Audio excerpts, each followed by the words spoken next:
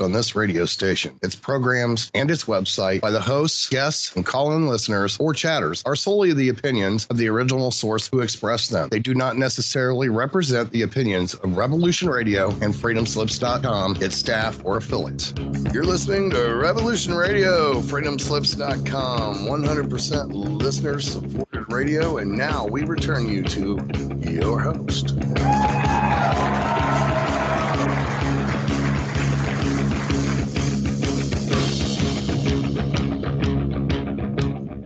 Welcome back, ladies and gentlemen, to another edition of Cosmic Catastrophe on Revolution.radio, number one listener-supported internet radio in the entire freaking world. Leah Shaper is my typical partner and guest, but tonight we have a special guest. We have Ransom Godwin from, I don't know what your channel is, Mountain High Time, correct? Yeah, he has 420 The Freedomist. Yes, sir. Go ahead. I was going to say, yeah, it's Mountain High Time now. All that 420 stuff been banned so many times. We just started over. All right, so the link will be below for his YouTube channel, so go please subscribe to that. We are in for a fun-filled and action-packed scientific inquiry. We're going to go over some recent articles that are mind-blowing, and as usual, astrophysicists are baffled.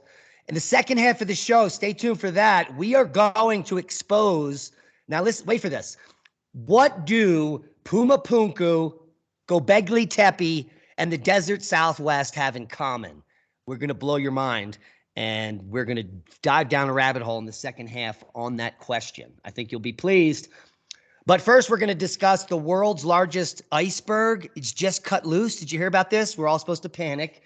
We're going to talk about lightning super bolts. These are not just any lightning bolts, like 1,000 times stronger and wider and more electricity, could literally, vaporize the surface of the earth, may explain some of the vitrified forts and some of those other phenomenons.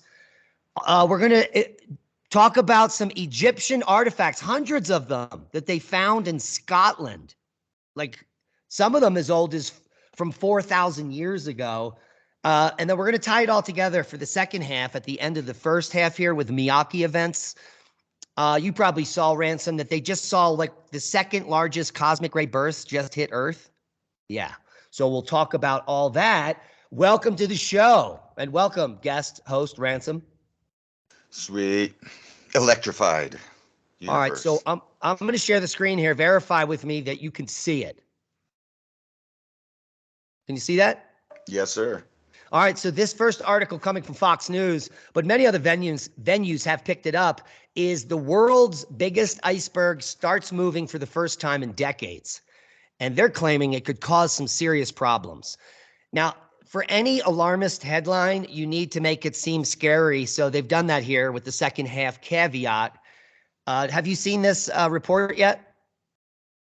No, but I'm already laughing inside. All right, so they name icebergs. This one is particularly A23A. It's 1,500 square miles in area and weighs 1 trillion metric tons. I guess that's supposed to scare you. But when you look at it from satellite, it's just a small square of ice here. A little bigger than this one and that one. But there it is. The world's biggest iceberg is now moving. Now, here's the funny thing. Climate alarmists will think that if this gets into warm water and melts, that's going to cause sea level rise. But if this baby melts, there will be no change in sea level. In fact, the biggest danger of this would be, what do you think? A ship hitting it? Yes, if it goes into a shipping lane and we get another Titanic. So it's just a piece of ice. Let's read what they say here. The world's largest iceberg has moved for the first time in over 30 years. It actually hasn't moved since, I believe, they have a date in here, 1986. So that's more than 30 years. So they can't do math very well. Now, this iceberg broke off years ago from the western side of the Rhone ice shelf and floated into the Weddell Sea before it ended up being caught on the ocean floor. That's what stalled it. And that was in 1986. It got stuck. But now it's moving. The iceberg's trajectory will see it leave Antarctic shallows and enter the Great Southern Ocean, moving along a path known as Iceberg Alley. Now, that seems like it's pretty normal if they have a path that's called Iceberg Alley. So, famous explorer Sir Ernest Shackleton, one of my favorite explorers to especially read about, he followed the same path when he made his escape from the area in 1916 after losing his ship to an ice crush. Have you ever heard about some of the accounts of Shackleton? No, but that sounds horrible. Yeah, these guys got out on the ice and they didn't know what was going on when their ship got stuck. And you know what happens if you're a mammal in Antarctica on a floating piece of ice, right? Whales, sea leopards. Yeah, everything comes to eat you. Giant things that eat mammals come to eat you. And these sea lions, some of them, or I don't know if they're walruses or sea lions, some of them are massive. They're like as big as an elephant. Yeah. Yeah, definitely. And they all eat meat, especially that sea leopard thing with the sharp teeth. It looks like a cute seal until it smiles. Yeah, so don't get stuck on the world's biggest iceberg as it starts moving for the first time in decades. That's an interesting story here. It's going to roll us over into the next topic, which is lightning superbolt hotspots. They all have one thing in common. And these hotspots are the Northeast Atlantic, the Mediterranean, where we see some vitrification in that area, and the Altiplano Plateau in Peru, which there is some other weird stuff going on there, like in Bolivia, Puma Punku looks like it blew up, stuff like that. Is there any vitrification in Peru? Yes, in Cusco, some of the megalithic stones are melted on one side of it. Okay, well, that right there, this could be an explanation. Now, super bolts are rare, less than 1% of all lightning, and what creates them has long been a mystery, but a study of super bolts across the globe revealed these three hotspots. Now, what makes them all similar is when weather moves over these regions, the area where lightning is created within the weather is the closest to the ground. Does that make sense? They're also high and exposed. So this gives a high likelihood of this lightning being short instead of longer. And shorter duration lightning bolts means more power packed in a single punch. Whew, did I say that right? So apparently lightning super bolts. Yeah. Here we go. Look at that picture. Gorgeous. So make sure you watch this later tonight, 8 p.m. Mountain Time on Magnetic Reversal News, when you'll get to see all the videos we're talking about. So here it is. To find out where and when this super lightning occurs, researchers used a network of roughly 100 lightning detection stations on 6 continents. And these stations can listen for lightning producing radio waves by tuning to the very low frequency range of 5 to 18 kilohertz. And from 2010 to 2018, they recorded 2 billion lightning strikes. To figure out whether the bolt was super, the researchers compared the time it took for the radio waves from a given strike to reach 7 or more stations. And then this let them triangulate the lightning's location and power. So a discharge strength of more than 1 million joules within the narrow bandwidth they measured meant that the strike was a super bolt. You got all that? Now, 1 million joules sounds paltry for a super bolt. It's because the detection stations are only measuring a tiny slice of the lightning's energy. So that's that. So they can't even measure it past what they can't even measure it past what they have there, right? I guess that they have what they have. It says here that the haze of the ozone and rumbling thunder, the researchers recorded more than 8,000 super bolts. 8,000 super bolts from 10 billion strikes. So it's not that frequent. I mean, that's pretty infrequent. The report in the Journal of Geophysical Research, most of the super bolts happened between November and February, which is right now. And guess what? The good news is most hit the ocean, which is surprising because 90% of all lightning strikes hit land. So the super bolts tend to like to hit water. Now, scientists still aren't sure what causes super bolts, which actually make up less than 1/10,000% of all global lightning strikes. So that is fantastic. Now, the bad news, you know what the bad news is, Ransom? What? More of them? We're going in, our magnetosphere is waning. So we're in a magnetic excursion. The magnetosphere has been waning now since 1859, pretty harsh.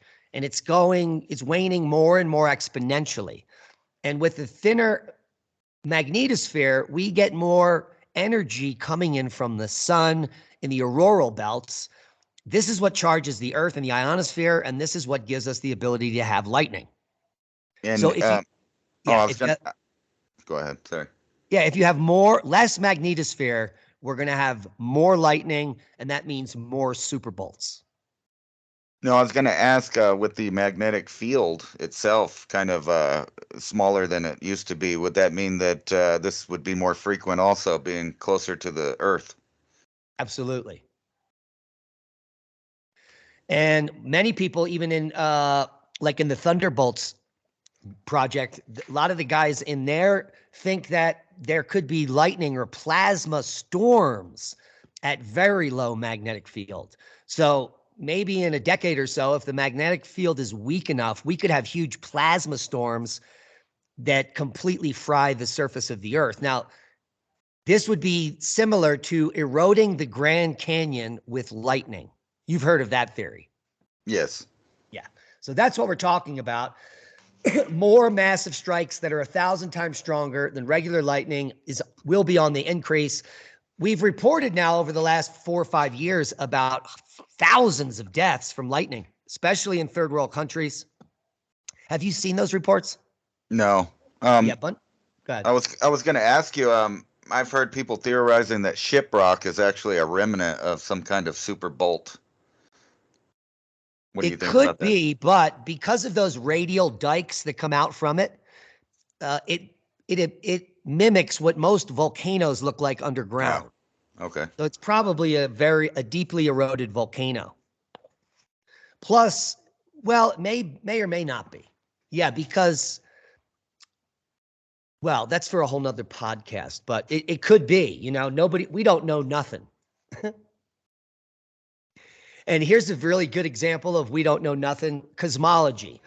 For the last decade, if you people follow science in the mainstream, what we've seen is, headline after headline about, astronomers are baffled. When it comes to comets, they still talk about them as dirty snowballs. Even though we've visited many comets, we've smashed into at least 2, and none of them had ice. It was hiding. Yeah, so and then that's what they say. Oh, yeah, the ice must be underground in the middle. That doesn't make much sense either. Well, it doesn't. And in fact, one of the first missions ever to a comet, I forget what it was called. It's before the DART mission. They blasted a big copper chunk into it, and then they took samples in the tail of the dust that came off. They didn't find any water. Nothing. There's no water. What they did find were terrestrial minerals. Do you know what that means? I don't know what to me, I don't know. I keep reading that there's organic compounds and carbon mostly. They found minerals that are on planets.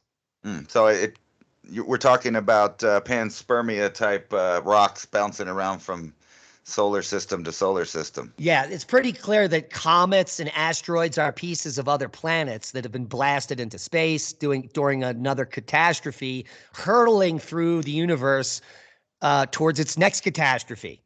So it's like it creates itself. The catastrophe creates the asteroids and the comets, which then bash into more planets, which create more asteroids and comets. I don't see why life wouldn't go along with that. That's exactly how we would get panspermia. Exactly. Yeah. So we would be mixing genetics from planet to planet. And some of these objects, even like a Oumuamua that just came through, that's interstellar. So that came from a different solar system, which would be like how we got octopuses or dinosaurs, which is interesting because if you think about it, there's got to be a dinosaur planet. There's got to be an octopus planet. And it's, it's pretty interesting. There's probably a saber-toothed cat planet. There's I believe, didn't a guy just they just did a big thing near Australia where they got an interstellar meteorite, and they had to track it down from the little spores, the microbial spores. I'm not spores, spheres. Sorry, I keep saying spores. The little spheres of metallic spheres, and they were saying that they have verified that's an interstellar object. So the microspherules are interstellar? The meteorite dumped those that's how they tracked it down to where it was. Oh, they actually tracked the microspherules down to the actual and got the thing. Yes, I believe so. Yes. Yeah, so I bet you, they're baffled. Matter of fact, I'll look that up for you while you're.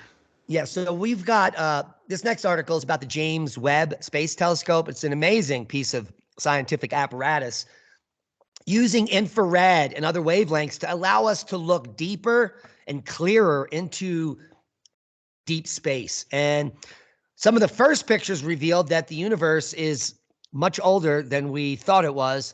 And so the baffled cosmologists doubled the age of the universe this year. So instead of, like it being 18, they said, yeah, it's now like 26 billion years old. And that just goes to show you how little we know about anything. Now, from my information, and what I believe is that the universe is infinite, which means it has no edge. Because what would be on the other side of it? The edge of the universe? That's the big question. And if in fact it is infinite, we've had quite a lot of time to spread life throughout the universe. Now, one of the interesting things, the new things that James Webb is doing is looking into the center of our own galaxy, where Sagittarius A and C are, and we found some interesting filamentary structures right at the center of our galaxy. They call them gas clouds. It's complete insanity. And then, as we laugh at them, this picture came out of Sagittarius C showing thousands, if not millions, of linear features that have, well, astrophysicists baffled. Can you see those? Yeah. And so we can delineate it here. What they're calling the large bubble surrounded by the yellow is ionized hydrogen, which is giving you that blue hue. The needle structures, they call needle structures, but they have no idea what they are. Pretty interesting. That's the, what do you guys call it? Electric filaments? Yeah, Birkeland currents, probably. So these are the filaments that are powering they probably stretch out into different areas of star clusters. Like here in the circle of orange, they're also showing what they claim is a protocluster, which we also call nebula, like the Orion Nebula, or star factories. So in this instance, they have all this gobbledygook here because in their proto-star cluster, what they're assuming is that there's a bunch of dust that's congealing into planets and solar systems in there. Now, what's interesting, I don't know if you saw it, Ransom, a paper just came out last week suggesting that rocky planets like the Earth and Mars were once gas giants. And this really throws a monkey wrench into the accretionary theory, but it completely supports the electric universe model or the plasma universe model, wherein in a solar system, you begin with a stellar Z-pinch in one of these needles down here, and that's your star, like our star. And then that star ejects material. It could even eject its core, and that would become another star or protostar, which would be similar to like Neptune or Uranus. And those gas giants, then, when they get old or shut off or shut down, in the center of the gas giant is a rocky core, which would be a terrestrial planet. And so it's probably a cycle. And then the final cycle is comet and asteroid, and then you start all over again. Stardust becomes humans, and then the infinity continues. Yeah, wouldn't that make more sense with that idea anyway? Yeah, when you fit in, because we know gravity doesn't actually pull really anything to it. It's the electromagnetism. The gravity is just bending space-time where it falls into a direction, or not falls, continues traveling in a warped whatever. But they make it sound like it's gravity that pulls all this in. But wouldn't it make more sense with all of these gas giants that they would form more like a gas giant pulling each other into a toroid shape first before a disk of gravity? A disk of gravity. Well, I'm just saying that because it makes more sense on how the heavy particles would be, the way they say it, they would all be in the center, like just pure everything. But if it's electric, it would be being pulled to the charges that it was. I mean, to whatever it was balancing out with. It would seem like that would be a more realistic idea of how things grow in mass than just slowly collecting dirt. Yeah, and we have evidence of that. Like Jupiter is the brightest planet in the night sky. You know that. It's easy to find. Everyone can find Jupiter as it moves across the horizon, usually the southern horizon from where we are, and Jupiter is emitting almost 2 times as much light as it should be based on its reflectivity. That's a lot of words. What it means is that Jupiter is twice as bright as it should be. Based on its distance from the sun, it should be half as bright as it is. So that means that Jupiter is actually emanating light like a sun. And the other gas giants, similar effects. So there actually are low-level suns.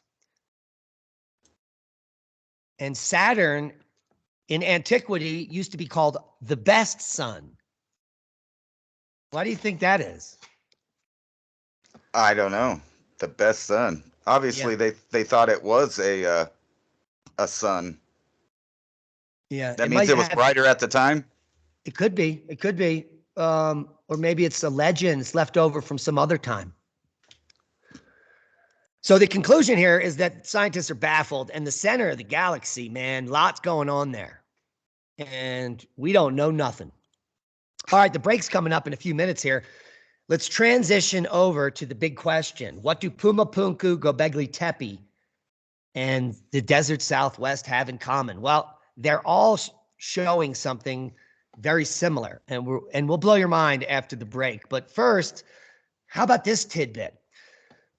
A schoolboy digging potatoes in Scotland found an ancient Egyptian statue, and nobody knows how it got there. This is not recently. This is back in 1952, and you can see that head there, red Aswan granite coming from the 12th dynasty in Egypt. This is the type of rock that's so hard, really can't explain how they carved it. I mean, it's like one of the hardest rocks on earth, and perfectly symmetrical carvings, etc. But this is found up in Scotland in 1952. 14 years later, the same boy, listen to this, identified by historians as Mr. McNee, was teaching at a school, and he was running an exercise class when one of the pupils landed awkwardly on something sticking out of the ground. Digging further, the same guy that found the statue unearthed an Egyptian bronze statue of a bull. Now, this dated to only 600 to 300 BC, a whole different time. And then in 1984, schoolboys who had explored the same site with a metal detector found another Egyptian bronze. And so they went out to look and search, and they found thousands of artifacts everywhere in this area, all Egyptian. And nobody knows why. We'll be right back to blow your mind. Boom.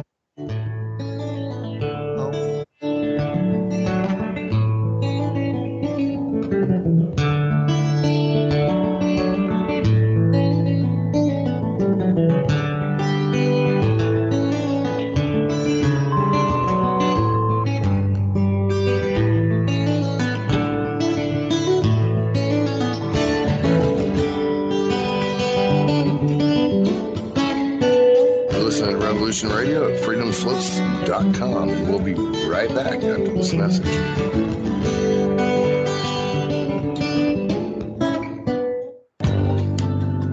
Who owns you? If you're not in control, then someone else is. Join me, Ivy West, for Voices on the Wind, Saturday. I discuss government, health, metaphysics, suppressed science, universal mysteries, little-known incredible facts, alternative energies, and even more than you can imagine.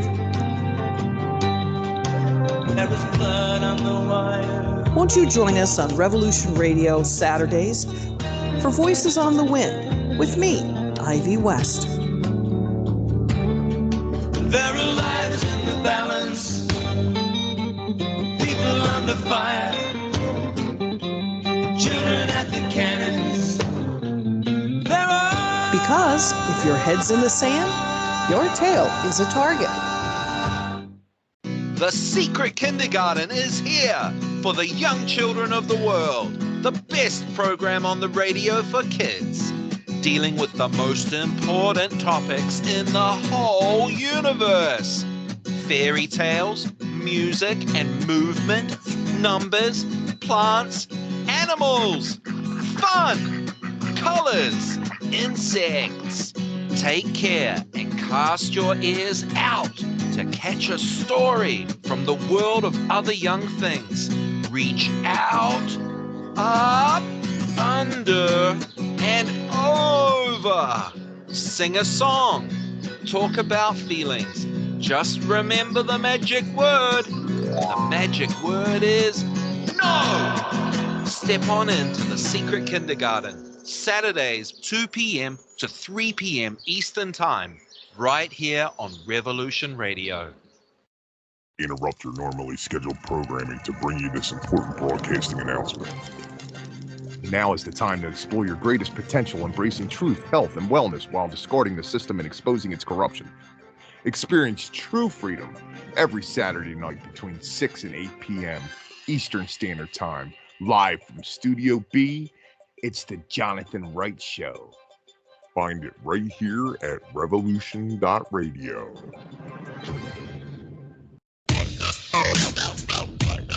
Thank you for listening to Revolution Radio at freedomslips.com, the #1 listener-supported radio station on the internet. Please help support this station so this battle can continue forward. Revolution Radio!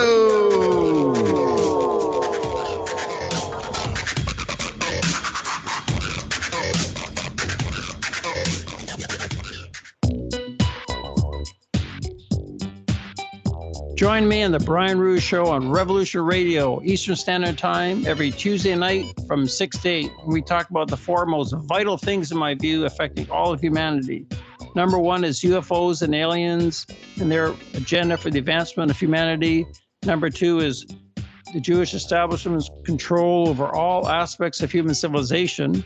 #3, the truth about Adolf Hitler, how he was the opposite of what we've been told. #4 is advanced ancient global civilizations. Join me on the Brian Rouge Show, Tuesday nights from 6 to 8 on Studio B on Revolution Radio.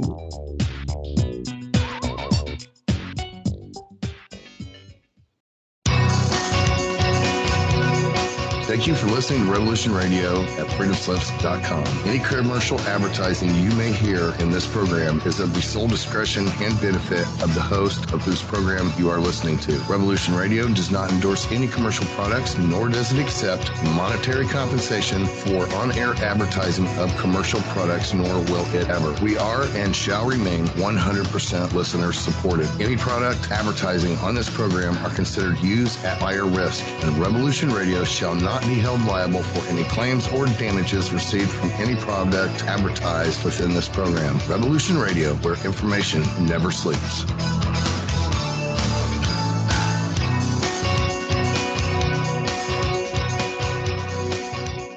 The opinions expressed on this radio station, its programs, and its website by the hosts, guests, and call-in listeners or chatters are solely the opinions of the original source who expressed them. They do not necessarily represent the opinions of Revolution Radio and freedomslips.com, its staff, or affiliates.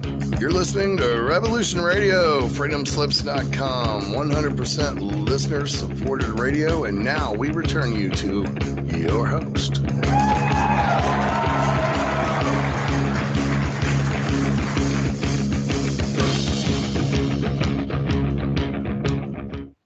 And we're back with the second half of Cosmic Catastrophe on Revolution.radio. Go over there, Revolution.radio, and become a Patreon. Support freedom of speech. Can you see the H blocks up there, Ransom? Yes. So these H blocks, if you don't know or you haven't seen it before, are from Puma Punku in La Paz, Bolivia. And Puma Punku is an interesting place. And they actually, it's not, when you go to visit it, the way that they have it assembled is not the way it was. They put it back together however they thought it should look. It's not really a good representation of what's going on there. But I do digress. Now, why are we talking about all this? Is this paper, The Common Ancient Cultural Phenomenon Between the Americas and Other Regions of the World, as evidenced by petroglyphs and artifacts. And I follow V over on X. If you are on Twitter or X, V is over there at V Duo. And she is doing some amazing work connecting the puzzle pieces. Now, you tried to send me over this paper, didn't you? Yes, I did. Because this is funny that this paper came out because 2 or 3 years ago, when we got first connected and we were talking about this, I actually tried to bring this up to Rex. Not the Chinese part, but the fact that these specific symbols I kept finding everywhere. Everywhere we went, I'd end up finding an H. I'd find this like a triple H thing that you see there, and they're everywhere. And, we joke that it looks like a TIE fighter or something out of Star Wars or something. And ironically, Millennium Falcon. Yeah, right. And right above this on that picture there is a C-looking thing, which is also one of the shapes in the paper. And to the left is another one. It's not in this picture, but right to the left of that. All of these are in that paper. Yeah. And so the unique thing, so what we're talking about here, these petroglyphs are right in our backyard. They're mostly in New Mexico, some of them in northeastern Arizona, and also in southeastern Utah. So they're all in the Four Corners region, and they're everywhere and at different times. So different time frames when these petroglyphs are dated, we're seeing the same thing. Now, Puma Punku, what does that have? This is in Bolivia. So what is the connection with the H's? That's my big question. Here we can see in Crow Canyon, H's everywhere. And here even it looks like a bird-headed effigy on the H. A lot of H's going on here. More H's here in the desert Southwest or the Millennium Falcons. And that brings us to Gobekli Tepe, which is in Southeast Anatolia in Turkey, and one of the oldest megalithic sites. And take a look at this most important pillar with an H block right there in the center. Also on the sides here. And again, then it's turning into this more dumbbell looking like H. But what I think unique is that this on the outside, I think this is telling a story that may be lost in some of the other interpretations. What are your thoughts on those? It looks like parentheses. Yeah, I was thinking that too, even though they didn't have that. But even if it wasn't exactly that, it might be exactly that, pointing out that that's an important symbol and highlighting it, even though they weren't using our typing style. But still, it still shows it as an important something there. Definitely an important something. And definitely something important was going on in these stone enclosures to include that. And so the paper reveals not only are there repeating patterns, but she goes out on a limb here and she starts finding script, Chinese script, dating back 6,500, 5,000 years old, we find the squatter man. That's insane. Now, you know about the Rongo Rongo text, right? Yeah, real similar to the squatter man everywhere. A lot of these other symbols too on this graph are easily found all over the place.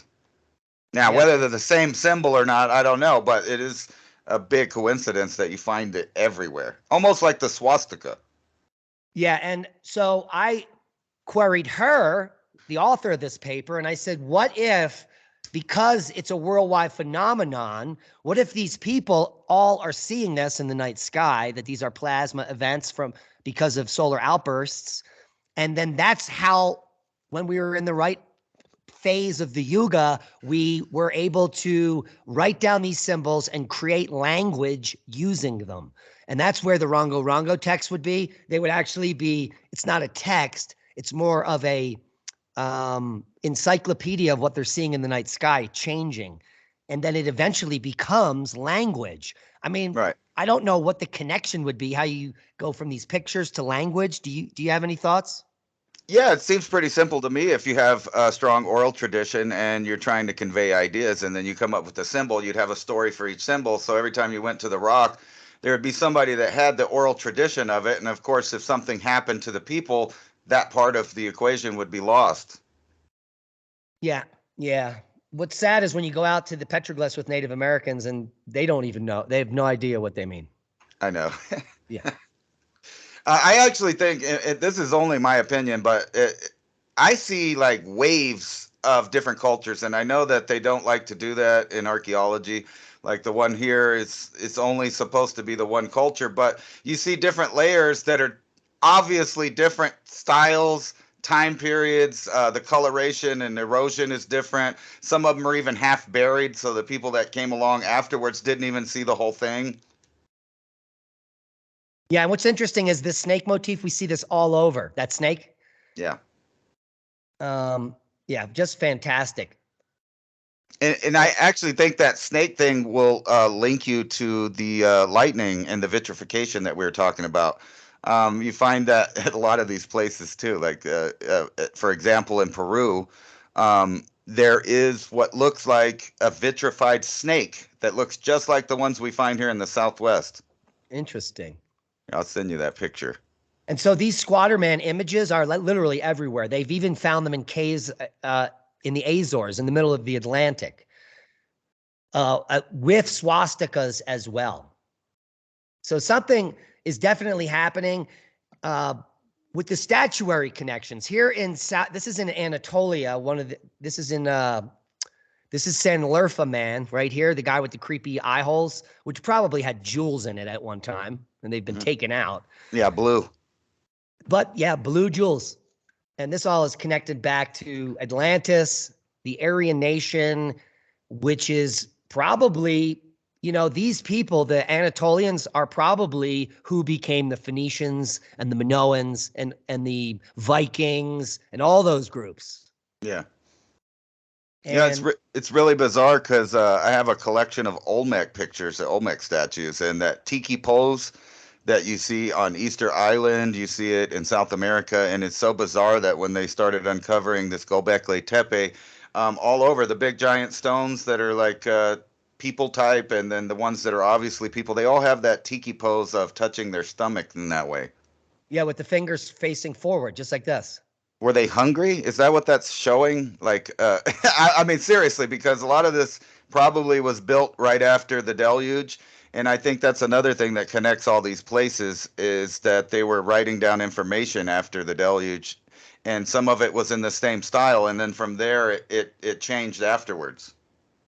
Yeah. And so if you have a cosmic catastrophe 12,800 years ago, and the people are trying to recover, some of these statues are from, Southeast Anatolia.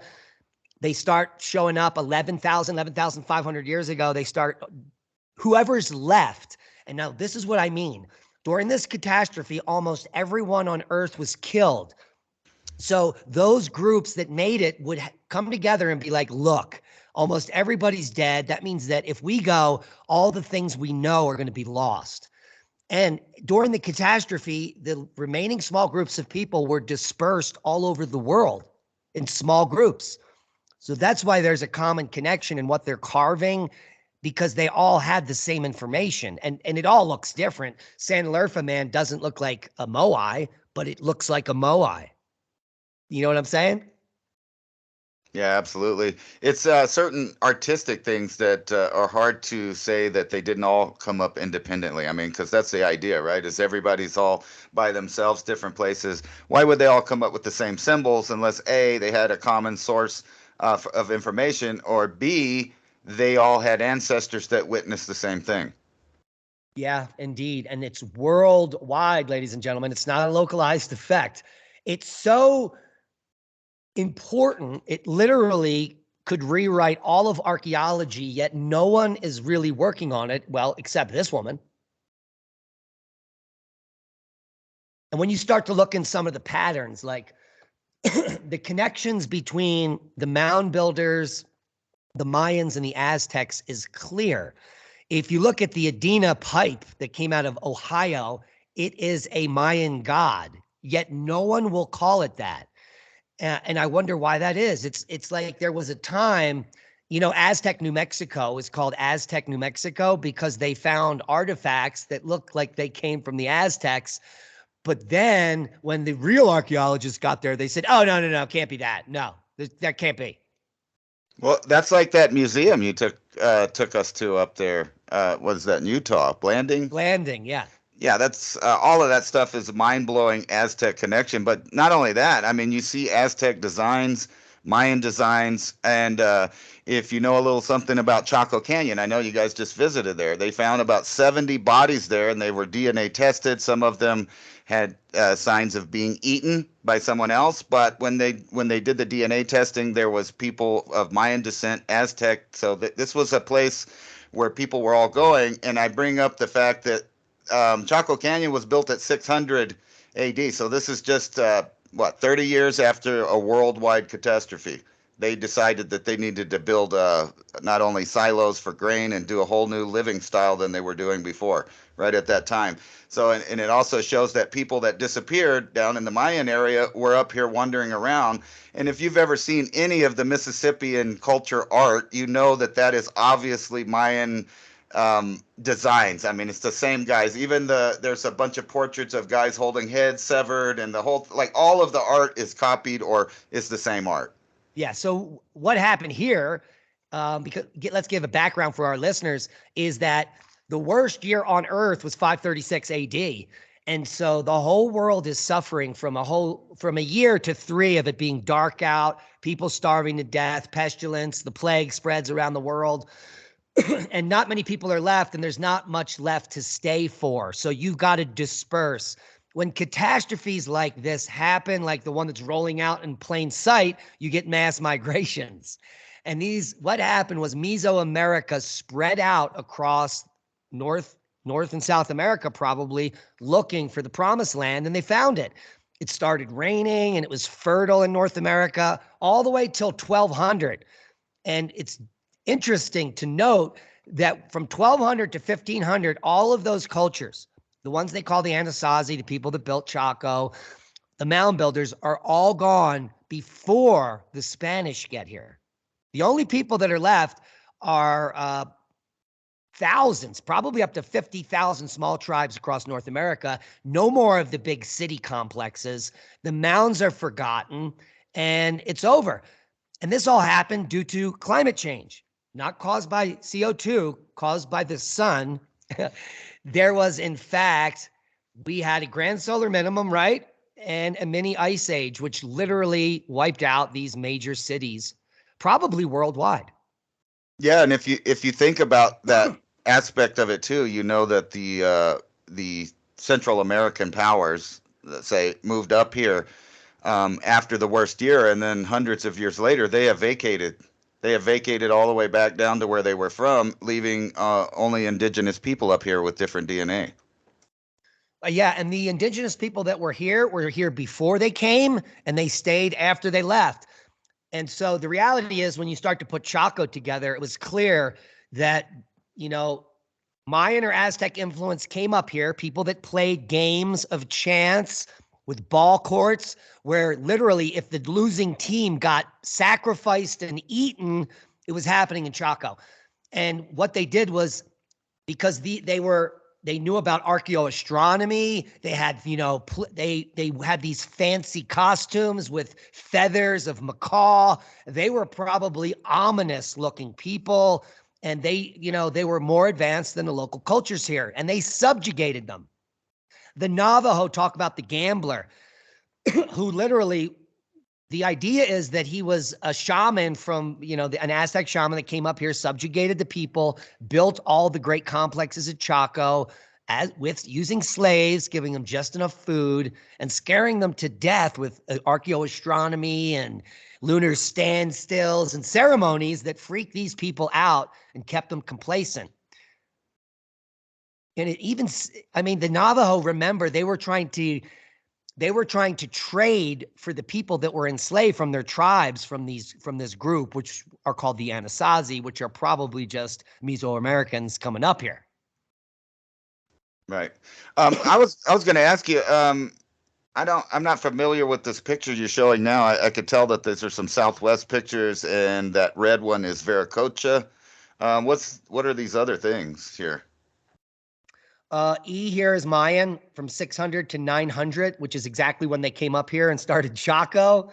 Yeah. We've got the Paracas culture up here, which you can see that these are all influenced by each other. So the Nazca culture is right here. Yeah, and they came directly along and absorbed the Paracas culture. I mean, their beliefs and stuff. This is all right here in the four corners. These, the three petroglyphs. That's what I was kind of getting at. It makes you wonder, whatever happened. A lot of these, from Viracocha, Kukulkan, all of that are these things that came out of the sky that impressed people, and then they get a god attributed to it. And I wonder if what they're talking about literally is whatever happened at 1200, 1280, or 12,800, excuse me. Is that what they're talking about? Is that why all of these gods came from the sky? Because, these myths are about people that came and helped them rebuild, taught them how to build, taught them how to farm, taught them all this stuff, and they just showed up. Right. And I'm thinking that these stories are a lot older. That's why I've always thought that Cusco, Punku, Aswan, that's another place that has, these big megalithic statues that are vitrified, broken apart from some kind of heat. And it seems like to me that whatever civilization was going on got destroyed, and people were going out looking for places, and then they would find these pockets of people. Unknowingly that they were going to be slaves, but it's hard not to enslave people when you're showing them a bunch of stuff. They're into it. It's not like a slave by force, but a slave by knowledge. And then a slow control, kind of like the elites, right? Once you control all the food and the farming in the region and the building, and you're the leader, you can then control all the commodities and only give people what they need when they need it. So you are the master. And what I find interesting is it's almost a cycle. And this Atlantean culture, which is probably the white people with blue eyes, gets destroyed. Then the ones that made it show up on the shores where all these native cultures have little pockets of people that survived, and they all have the same story of the sea peoples that come and teach them how to grow food and build culture. Then they leave. Then the same culture that rises up, like the Mayans and the Aztecs, go north during a catastrophe and show up in the same way that Viracocha showed up to these other tribes that are like, wow, who are you people that know with all these fancy clothes? Right. Not to go off topic, but we ended the break there with that Egyptian artifacts, and I was wondering, if does that have there's only really 2 or 3 possibilities. Seeing how the same guy kind of found them, it might be a setup, but let's put that aside and say that they really were found, because I'm thinking maybe they were. You got the legend of how Scotland was formed, right? It's a legend, but it might not be a legend. Archaeologists say it's a legend about Queen Scotia, or what was her name? She came from Egypt, right? And she hid in Scotland. And then you also have the connection of the Knights Templar, of the, bringing things from the Middle East there also. And then Roman times. There was people bringing things in the Roman era from the Middle East. Yeah, and the lost tribes of Israel are probably all Aryans. Yeah, and Danube. And they did a study on Ashkenazi Jews in their DNA, and they all go back to Italy. No, not Israel, not the Middle East. They're from Italy, which suggests that they were the lost tribes of Israel were forced out north. Most of them went north, crossed the Mediterranean up into Europe, and you get the Danish as one of the tribes, right? You get the Finnish, you get the Germans, you get the Norse people. Mm-hmm. Those are all different tribes of Israel, probably. Yeah, they still have it in their symbols with the snake on the Danube. They named the Danube River, and then you got the Danish. That's the tribe of Dan. Right, and then you also got the lion popping up, and not only that, you have the Scythians that wouldn't eat pork, and they wore the same kind of little hats. I mean, like, it goes on and on and on. And on and on and on. And they're the lactose tolerant people. So if you can drink milk, you're a part of ancient Atlantean royalty, which may be the lost tribes of Israel. So a lot went on there from 12,800 to just a few thousand years ago. Because when did they leave the Fertile Crescent? When did the time of Solomon? Is that about 2,500 years ago? Google, help me. Yeah, I don't know. I'm bad with some of the specific dates and names of people. What's coming ever clearer based on everyone's multidisciplinary approach to this is that there was a global civilization. It got destroyed. The high culture itself, those that survived, showed up on everyone's shore afterwards, and we started all again. It might and maybe the core group made it to Anatolia, which explains what Gobekli Tepe is. It's like them writing the Encyclopedia Britannica from before the catastrophe so that we have it. And that's why they were burying it, because they knew these catastrophes could happen. And the only way to protect it, it's similar to the Clovis people. Do you know what they did with the caches? Yeah, absolutely. Yeah, so Clovis people, before the catastrophe, were making these giant scale models of their tools. You couldn't actually use them, but they were larger versions, almost like a template. And they were putting like dozens to hundreds of points together, wrapping them up and hiding them in the ground. Now, why would you do that? It's not so you can come back in case you need it to hunt with, because it's not for hunting. No, it's to teach people how to make it in the future after this shit hits the fan. Now, did the Clovis people know it was about to happen? I wonder. I don't know. One of the things that boggles my mind is I think the Ganges people in the Canary Islands have been I think they've been separated since the deluge. I mean, they did genetic testing. They're related to the Berber and the Basque, closely related to them, which means that they would have had to left before all of the other later mixing, because they know they have Neolithic mixing in their blood. So that happened before they moved there. So whatever happened afterwards, they stopped mixing with everybody. And they made pyramids. Right. And that's another indication they were from the old world or had old world knowledge. Right. And I showed on the Twitter, I posted an artifact. Did you see it? It's a giant ostrich egg. And It was found in an 7,000-year-old burial. And it has a picture of the 3 pyramids. That intersects with this paper here, because the lady that's writing this paper, she posted a Chinese symbol that predated supposedly the pyramids, and it showed the pyramids. And I actually sent her your tweet with the egg that also predates when they say the pyramids were built, showing them. Yeah. Yeah. And so things just keep getting older and older. What do you think we're running out of time here, but what do you think the major reason is that the powers that be do not want us to know the story of man or how we got here? Good question. And we will discuss that next week That sounds like a great topic. I think it all has to do with ancient knowledge is knowledge of things like free energy and things that would destroy capitalism and the control mechanism. If we knew what we knew, maybe we wouldn't be working 9-to-5 jobs for the man. That's a boom. Thanks for watching, guys. Thanks for listening. And we'll see you next week on revolution.radio.